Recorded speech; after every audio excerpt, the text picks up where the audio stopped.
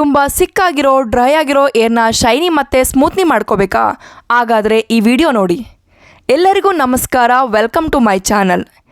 ಇಂದು ನಾವು ಉಪಯುಕ್ತವಾದ ವಿಷಯದ ಬಗ್ಗೆ ತಿಳಿಯೋಣ ಬನ್ನಿ.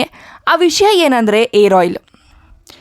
ನಮ್ಮ ಕೂದಲು ತುಂಬ ಹೆಲ್ತಿ ಮತ್ತು ಶೈನಿಯಾಗಿರಲು ನಮ್ಮ ಸುತ್ತಮುತ್ತಲಿರುವ ಇಂಗ್ರೀಡಿಯೆಂಟ್ಸ್ ಹಾಕಿ ಏರ್ ಆಯಿಲ್ ತಯಾರಿ ಮಾಡೋಣ ಬನ್ನಿ. ಅದಕ್ಕೆ ಬೇಕಾಗುವ ಪದಾರ್ಥಗಳು: 1 ಲೀಟರ್ ತೆಂಗಿನೆಣ್ಣೆ. ನಾನು ನಮ್ಮನೇಲಿದ್ದ ಕೊಬ್ಬರಿಯಿಂದ ತೆಗೆದ ಎಣ್ಣೆನ ತೊಗೊಂಡಿದ್ದೀನಿ.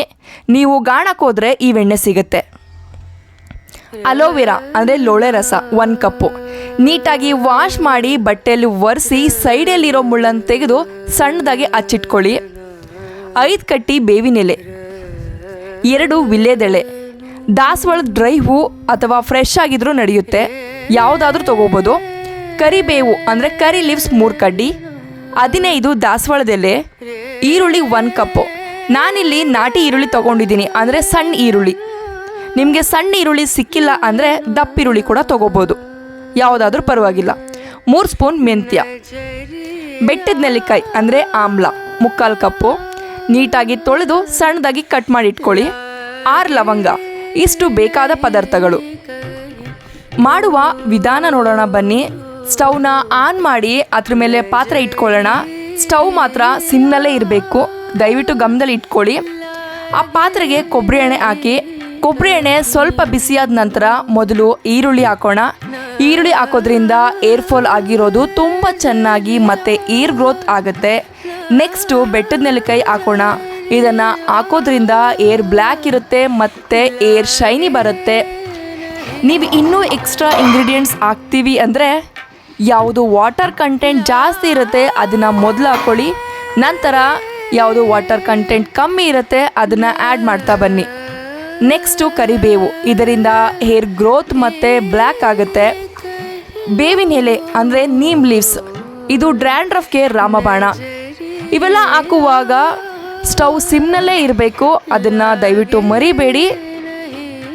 ನಂತರ ದಾಸವಾಳದೆಲೆ, ಇದು ಕಂಡೀಷ್ನರ್ ಥರ ವರ್ಕ್ ಮಾಡುತ್ತೆ. ನೆಕ್ಸ್ಟು ವಿಳ್ಯೆದೆಲೆ, ನೆಕ್ಸ್ಟು ಮೆಂತ್ಯ, ಇದು ಕೂಡ ಹೇರ್ ಕಂಡೀಷ್ನರ್ ಥರ ವರ್ಕ್ ಆಗುತ್ತೆ. ನೆಕ್ಸ್ಟು ಲವಂಗ, ಇದು ಆಯಿಲ್ಗೆ ಫ್ಲೇವರ್ ಆಗಿ ವರ್ಕ್ ಮಾಡುತ್ತೆ ಮತ್ತು ಡ್ಯಾಂಡ್ರಫ್ಗೂ ಕೂಡ ವರ್ಕ್ ಆಗುತ್ತೆ. ಐಟಮ್ ಆ್ಯಡ್ ಮಾಡ್ತಾ ಮಿಕ್ಸ್ ಮಾಡ್ತಾ ಇರಿ. ನೆಕ್ಸ್ಟು ಅಲೋವೆರಾ, ಇದು ಹೇರ್ನ ತುಂಬ ಶೈನಿ ಮತ್ತು ಸಾಫ್ಟಿಯಾಗಿ ಇರೋದಕ್ಕೆ ಹೆಲ್ಪ್ ಮಾಡುತ್ತೆ. ವಾಟರ್ ಕಂಟೆಂಟ್ ಇರೋ ಇಂಗ್ರೀಡಿಯೆಂಟ್ಸ್ ಎಲ್ಲ ಮೊದಲು ಹಾಕಿ ಅಂತ ಹೇಳ್ಬಿಟ್ಟು ಅಲೋವೆರಾ ಯಾಕೆ ಲಾಸ್ಟಲ್ಲಿ ಹಾಕ್ತಾ ಇದ್ದೀನಿ ಅಂದ್ಕೊಂಡ್ರಾ? ಅಲೋವೆರಾ ಜೆಲ್ಲಿ ಟೈಪ್ ಇದೆ, ಅದು ಬೇಗ ಡ್ರೈ ಆಗಿಬಿಡುತ್ತೆ. ಅಲೋವೆರಾ ಯಾವಾಗೂ ನೀವು ಲಾಸ್ಟಲ್ಲೇ ಹಾಕ್ಕೊಳ್ಳಿ. ನೀವೇನಾದರೂ ಡ್ರೈ ದಾಸವಾಳದ ಎಲೆ ಅಥವಾ ದಾಸವಾಳದ ಹೂ ಯೂಸ್ ಮಾಡ್ತಿದ್ರೆ ಅದನ್ನು ಲಾಸ್ಟಲ್ಲಿ ಹಾಕ್ಕೊಳ್ಳಿ. ಇವೆಲ್ಲ ಸಿಮ್ನಲ್ಲೇ ಚೆನ್ನಾಗಿ ಫ್ರೈ ಮಾಡಿ. ಎಲ್ಲಿವರೆಗೂ ಅಂದರೆ ವಾಟರ್ ಕಂಟೆಂಟ್ ಎಲ್ಲ ಡ್ರೈ ಆಗೋವರೆಗೂ. ನೋಡಿ, ಈ ಥರ ಡ್ರೈ ಆಗಬೇಕು. ಈ ಥರ ಆದಮೇಲೆ ಸ್ಟವ್ ಆಫ್ ಮಾಡಿ 1 ಡೇ ಫುಲ್ಲು ಹಾಗೆ ಇಟ್ಬಿಡಿ. ಇಂಗ್ರೀಡಿಯೆಂಟ್ಸ್ ಎಲ್ಲ ಎಣ್ಣೆ ಒಳಗೆ ಇರಲಿ. 1 ಡೇ ಆದಮೇಲೆ ಅಂದರೆ ನೆಕ್ಸ್ಟ್ ಡೇ ಎಣ್ಣೆನ ಸೋಸಿ ಒಂದು ಕಾಟನ್ ಬಟ್ಟೆ ತೊಗೊಳ್ಳಿ, ಇಲ್ಲಾಂದರೆ ತೆಳುವಾದ ಬಟ್ಟೆ ತೊಗೊಂಡು ಎಣ್ಣೆ ಚೆನ್ನಾಗಿ ಅಲ್ಲಿ ಇಳಿಬೇಕು. ಆ ಥರದೊಂದು ಬಟ್ಟೆ ತೊಗೊಂಡು ಎಣ್ಣೆನ ಸೋಸಿ, ಇಂಗ್ರೀಡಿಯೆಂಟ್ಸ್ ಬೇರೆ ಎಣ್ಣೆನ ಬೇರೆ ಸಪ್ರೇಟ್ ಮಾಡ್ಕೊಳ್ಳೋಣ. ನೀವು ನೋಡಬಹುದು ಎಣ್ಣೆಯಲ್ಲಿ ಇಂಗ್ರೀಡಿಯೆಂಟ್ಸ್ ಎಲ್ಲ ಹೇಗೆ ಮಿಕ್ಸ್ ಆಗಿದೆ ಅಂತ. ವೈಟ್ ಇದ್ದಂಥ ಎಣ್ಣೆ ಹೇಗೆ ಕಲರ್ ಚೇಂಜ್ ಆಗಿದೆ ಅಂತ. ಇವೆಣ್ಣೆ ಯೂಸ್ ಮಾಡಿ ನೋಡಿ. ನಂತರ ದಯವಿಟ್ಟು ಕಮೆಂಟ್ ಮಾಡಿ ಹೇಗೆ ವರ್ಕ್ ಆಗುತ್ತೆ ಈ ಎಣ್ಣೆ, ಯಾವ ಥರ ಶೈನಿ ಆಗುತ್ತೆ ಕೂದಲು, ಹೇಗೆ ಗ್ರೋತ್ ಆಗುತ್ತೆ ಅಂತ.